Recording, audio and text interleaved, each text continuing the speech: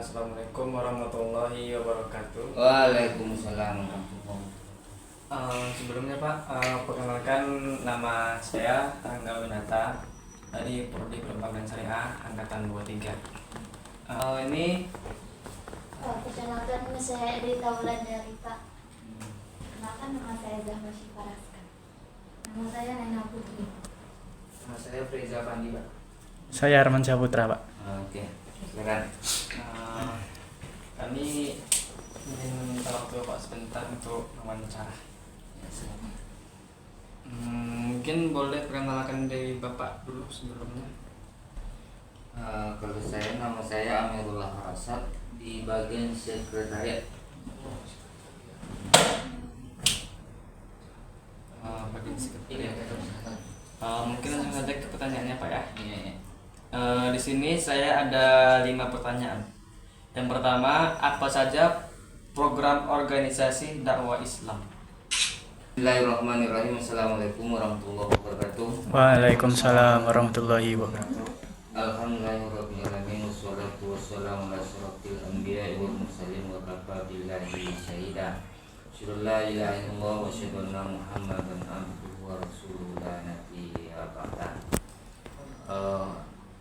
Saudara dan anak kami dari Umri Perbankan Syariah Kota Pekanbaru, alhamdulillah puji dan syukur kita serahkan kepada Allah. Selawat salam untuk junjungan Nabi serta Muhammad sallallahu alaihi wasallam.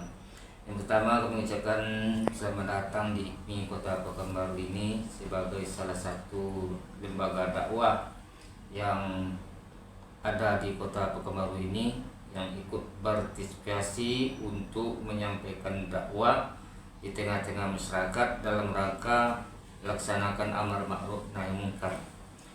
Adapun program-program IKMI ini ya sesuai dengan bidangnya, itu ada 9 bidang. Masing-masing itu sudah ada program-program yang dibuat oleh biro-biro itu sendiri melalui pengurus harian IKMI Kota Baru. Cuman kalau yang programnya itu kebetulan ada tertulis di atas, dulu ada dibikin melalui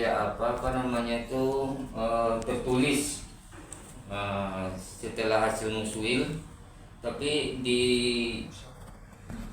ada di atas ditulis dalam bentuk spanduk besar, ada nanti kalau mau ini saya bisa fotokopi. Nah, jelas kegiatannya kegiatan berbentuk sosial, sesuai dengan bidangnya masing-masing. Itu berapa bidang tuh? 1, 2, 3, 4, 5, 6, 7, 8, 9. Nah, masing-masing itu ada program kerjanya masing-masing.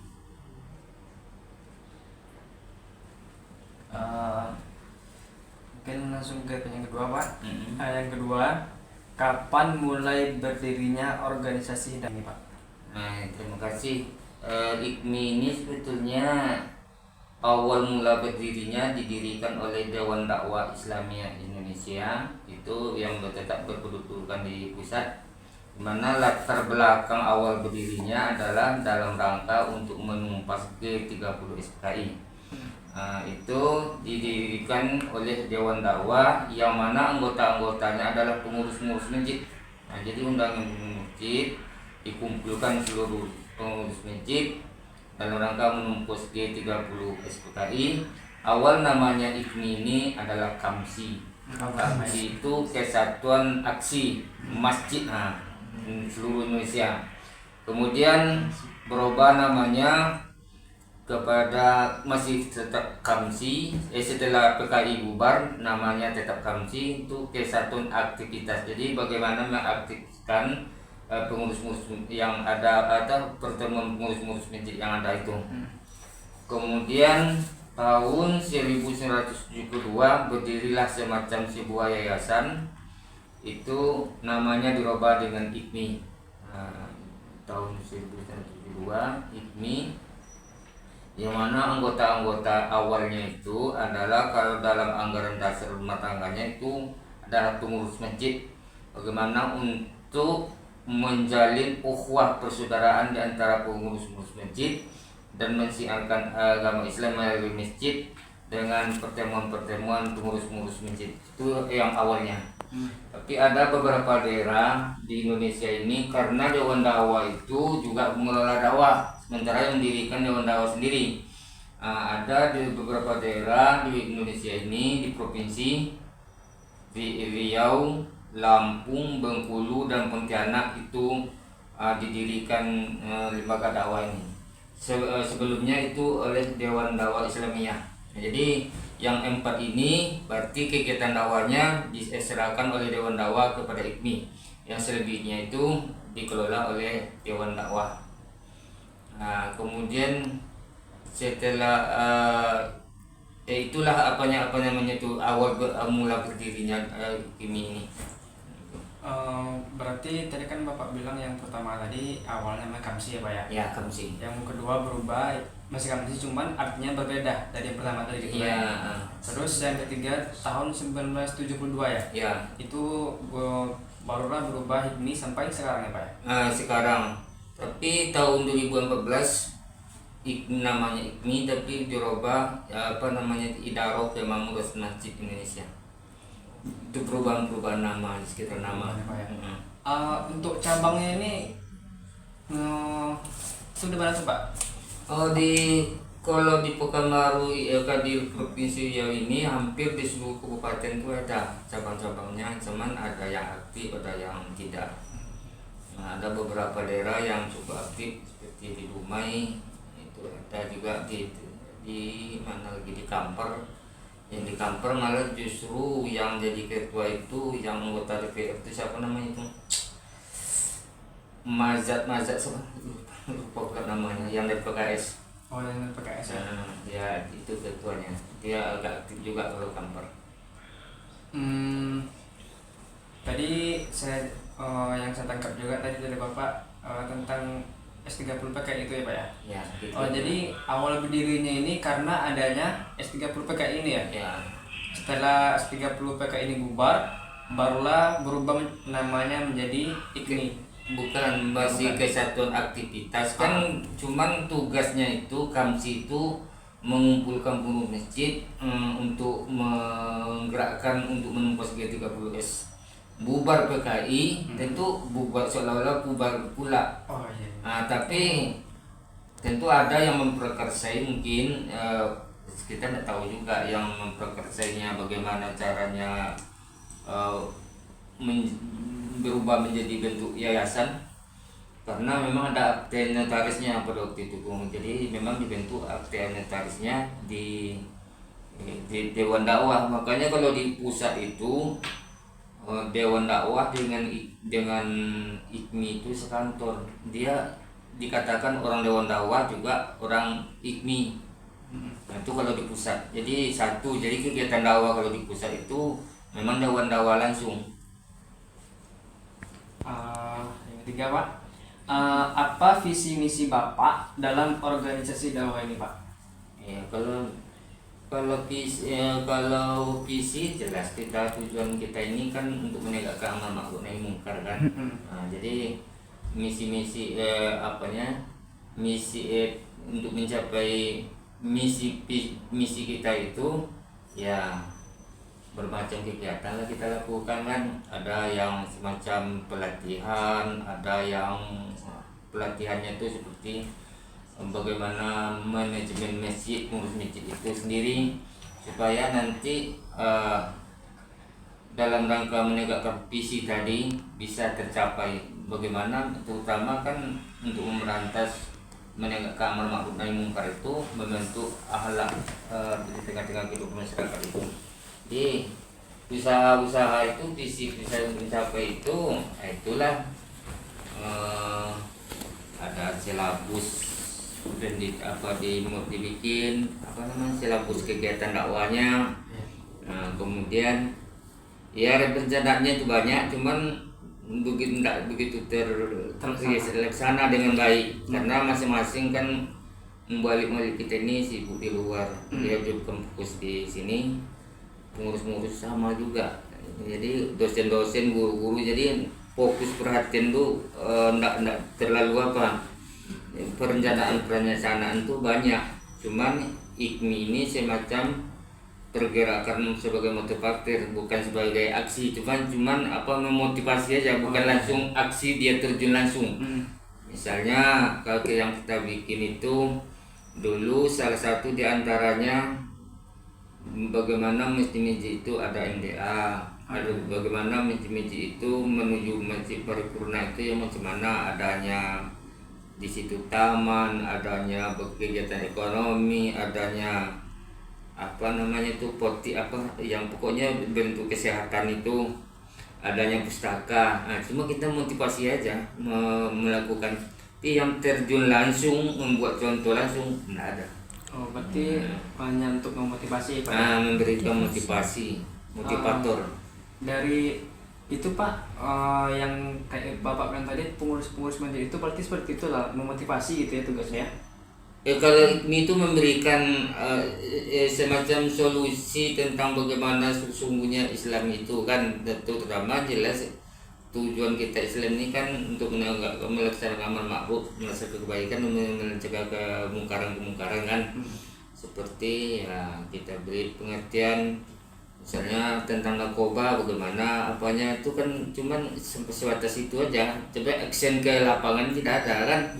Nah, salah satu contoh juga dibahas, kita dulu salah-salahkan TV-nya nggak sehat apa segala macam. Nah, tapi solusinya kita umat Islam harus mampu buat televisi. Kita salahkan hotel secara maksiat, seharusnya ada hotel Islam kan gitu. Iya, Pak, iya. Jadi bukan sekedar kita menyalahkan aja. Nah, kan itu. Nah, tentu yang mendirikan hotel itu bukan kita kan, tentu ada yang mendirikan yang lain. Mungkin jamaah-jamaah yang punya duit kan. Dibuatlah seperti misalnya kalau ada laki-laki perempuan yang masuk ditanya identitasnya kan gitu. Nah, jadi itu mencegah perbuatan maksiatnya kan. Nah, itu diantaranya. Pertanyaan keempat Pak, apa saja tantangan terbesar yang Bapak hadapi selama ini? Kalau sekarang ini memang tantangan tidak ada. Kalau dulu awal-awal berdirinya IKMI ini, karena IKMI ini diidentikan dengan P3 karena memang banyak orang-orang yang katakanlah mubalik IKMI ini dulu kan asalnya juga pertemuan antara mubalik Muhammadiyah. Jadi Muhammadiyah itu kecenderungan orang tuh menuduh P3. Kalau di sana itu mungkin ada agak-agak kecurigaan pemerintah kepada apa ini, semacam tidak ada mendukung pemerintah, apalagi pada waktu itu orang kan banyak menggoyang tentang ideologi Pancasila waktu itu kan, termasuklah ini. Kalau sekarang ini tidak ada. Kalau bagi pemerintah mungkin itulah semacam adalah semacam agak-agak diawasi gitu. Yang PKI tadi ya Pak ya? Ya. Kemudian dalam perjalanan untuk melaksanakan ini, terutama yang namanya lembaga kegiatan sosial seperti ini tidak punya sumber dana yang untuk membiayai. Ini tentu bagaimana kalau bergerak ini harus dengan dana bagaimanapun kan. Nah, cuman kita kalau mubalik itu kan cuma memberi motivasi tentang ekonomi, bagaimana ekonomi Islam yang baik gitu.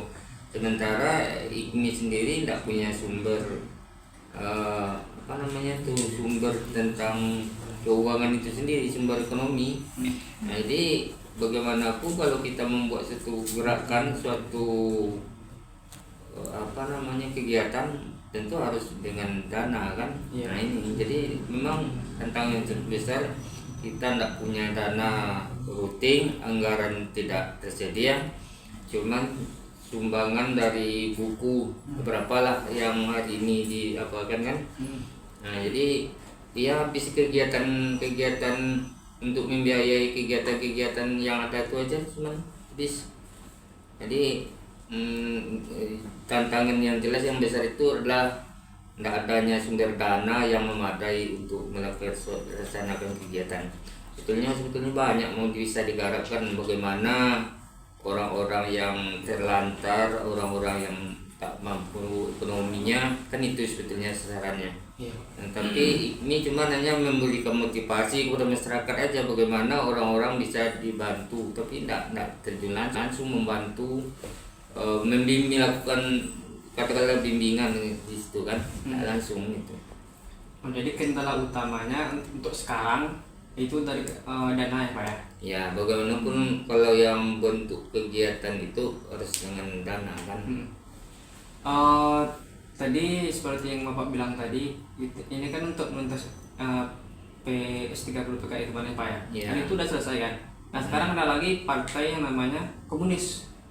Itu IKMI-nya kayak mana tuh Pak? Apa? Ada apa? Partai komunis.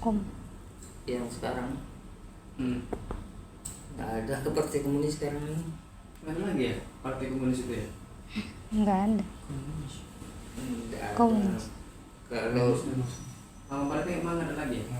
nggak ada yang cuman dalam perjalanan sejarahnya kan itu dulu memang ada semacam terjadi pembiaran itu, makanya PKI itu apa, tapi sekarang ini nggak ada kan, sudah dinyatakan dalam undang-undang nggak boleh itu Berdirinya lagi ya? nah, ya. Oh iya. Langsung aja Pak, yang kelima, bagaimana anggaran dana ketika mengadakan kegiatan? Ini udah yang terjawab tadi ya Pak?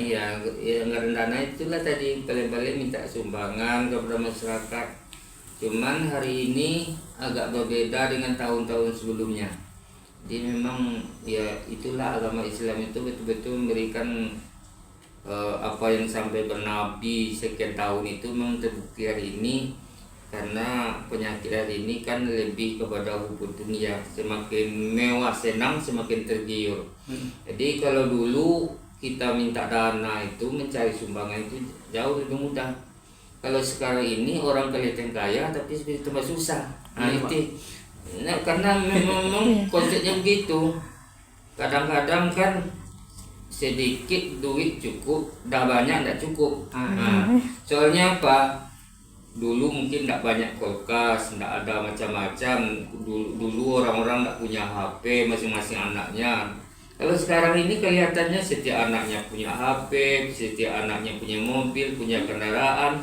Akhirnya habis duit mungkin barangkali itu aja kan. Iya. Kelihatannya kaya, mewah, senang, tapi semakin pelit dia jadinya. Iya.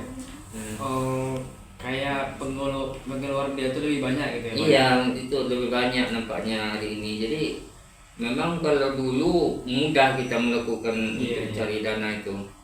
Kalau sekarang ini pernah coba minta dana ke pengisi lagi kan, jawab pengurus masjid itu kan ini sudah ada kantornya, tak lagi minta dana. Padahal untuk membiayai kantor ini perawatannya kan tinggi juga. Sekali mencat aja berapa kan. Nah, jadi itu, tapi tidak pula cemburuannya, tapi semangat orang itu agak jauh Kurang ya, Pak, ya? menurunnya. Kayak orang kaya tuh dia itu minta ampun ya Pak ya, daripada orang yang mungkin hidupnya berkecukupan. Mungkin kayak apa ya? Macam mana lah apa gitu ya. Itu memang ya macam mana lah tapi yang kita rasakan itu perbedaan dari dulu dan dengan sekarang itu. Kalau dulu kita bisa banyak melakukan kegiatan, mudah melakukan kegiatan karena memang kita bikin proposal apa segala macam itu mudah, bahkan kepada pemerintah kalau diajukan proposal bisa muncul. Kalau hari ini nggak dapat minta dana pemerintah untuk melakukan kegiatan apapun. Mungkin dari teman-teman ada yang mau ditanyakan selain saya? Itu aja. Izin Pak, sebelumnya coba jelaskan yang tentang organisasi dakwah itu seperti apa? Ya, yang organisasi dakwah itu kan suatu lembaga kegiatan di dalam sosial masyarakat dalam dakwah yang intinya dalam rangka untuk menegakkan amar ma'ruf nahi mungkar, bagaimana menanamkan akhlakul karimah di tengah-tengah kehidupan masyarakat itu. Jadi yang Islam itu sebetulnya yang akhlak itu. Jadi kalau tidak ada akhlak, habislah Islam. Soalnya itulah. Jadi itu yang akan dilakukan di tengah masyarakat itu. Jadi untuk mencapai itu memang harus ada penguatan akidah di tengah-tengah kehidupan keimanan. Nah itu yang harus diperkuat. Ini kalau itu sudah berkuat, insya Allah itu akan bisa menghilangkan yang namanya kemungkaran-kemungkaran tadi. Ini kan kalau kita mau jujur berbalik kan kalau konsepnya negara maju itu memang kejahatan tidak bisa dihindarkan dimanapun, tapi kejahatan pribadi itu akan bisa agak berkurang dan bahkan agak jauh. Sementara kalau kita di tengah umat Islam malah itu yang berantai, tapi itu yang terjadi.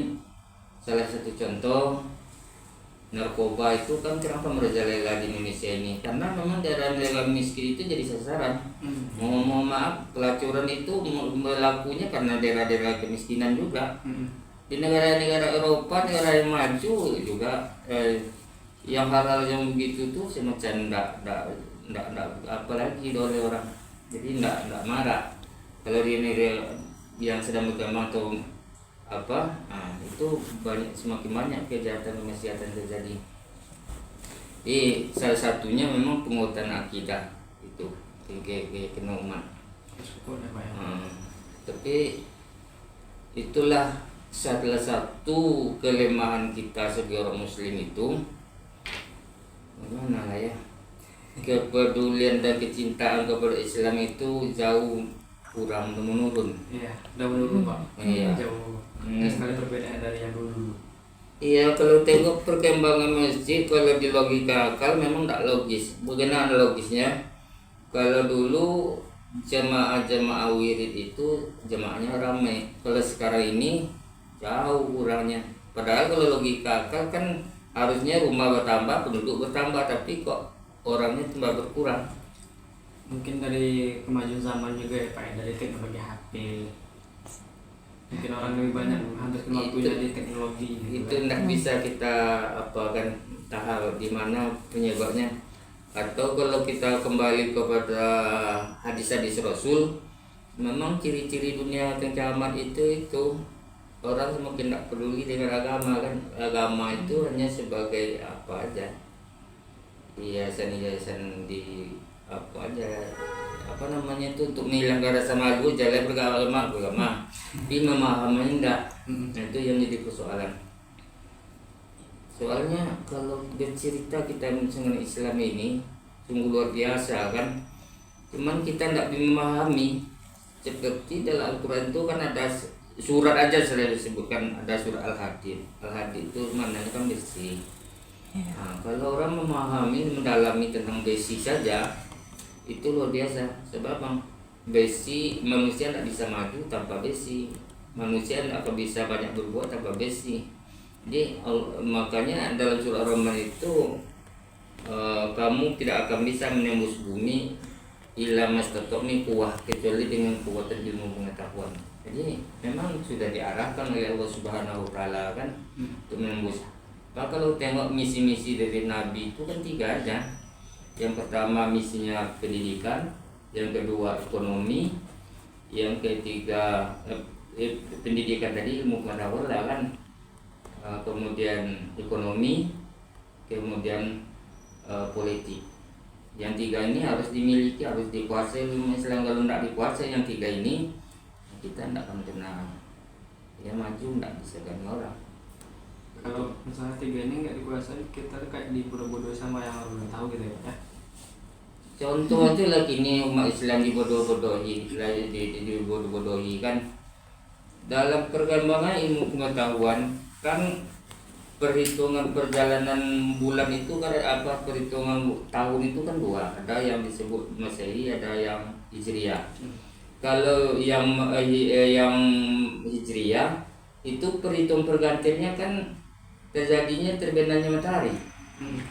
Kalau yang Syamsiyah, yang peredaran matahari itu seharusnya pergantian itu terjadi pagi hari jam 6 semenjak saat terbit matahari. Tapi kenapa kok tengah malam harus diperingati? Kan nah di situ kita sudah ikut situ kan. Seperti itu kena kita. Padahal itu kan kalau kita baca sejarah itu perayaan Romawi kuno dulu disekawinkan dengan agama Paulus. Jadi Paulus itu tak ada kaitan dengan dengan Nabi Isa sebetulnya. Dia kan bikin sendiri. Dia menganggap dirinya bersatu dengan Tuhan sebetulnya. Jadi tidak ada kaitan, tapi banyak kita juga tidak memahami itu, akhirnya kita juga ikutan kan. Sampai sekarang ya Pak. Hah? Sampai sekarang ya. Jadi Al-Quran kan mengatakan wala taku malesa laka bil ilmu. Jangan kamu mengikuti segala sesuatu itu kecuali punya dasar. Jadi kalau tidak dasar jangan diikuti. Kalau tidak diikuti punya dasar tuh wa antu ta'sara man fil ardi yudilluka an sabilillah. Kalau kamu hanya ikuti banyak orang, kamu sesat jalan Allah. Nah, jadi dalam Al-Quran lengkap kali Allah ciptakan peredaran bulan itu tuh apa, kata Allah SWT ciptakan itu di ta'lamu ada sini nawarisab agar kamu bisa mengetahui perhitungan waktu, tahun, bulan. Nah, coba bulan aja kita tengokkan, saksikan satu per satu. Tidak bisa kita pungkiri bulan dari awal itu kecil, besar, tengahnya bulat sampai mengecil kembali pas 30 atau 29 hari. Itu kan kebesaran kekuasaan Allah. Tapi kan orang banyak juga tidak memahami itu kan. Nah, jadi banyak jadi ikut-ikutan aja yang hari ini. Yo orang pergi apa itu kita ikut juga. Jadi tahun baru besok orang ya cuma ya padahal itu Bukan kita ya Pak ya, seharusnya ikut tahun baru ini. iya, dia tidak ada hubungan dengan kita, malah justru kalau dikembalikan kepada kita itu tahun baru itu kan sudah menyangkut dengan tahun baru itu hari raya mereka. Kalau yang Natal itu kan itu kelahiran Nabi Isa yang diperingati oleh mereka. Puncaknya itulah di tahun baru itu. Padahal baca nanti dalam sejarah agama-agama kuno dulu itu perkawinan antara agama Paulus dengan Romawi. Jadi dikawinkan itu kan orang tuh awalnya menyembah matahari itu. Namanya Zeus apa? Julius apa? Pokoknya dari situ lahirnya itu. Nah, jadi ya kalau bahasa kita juga mereka itu kan menyembah dewa-dewa sebetulnya. Iya. Cuma caranya yang beda. Mungkin itu saja Pak pertanyaan dari kami.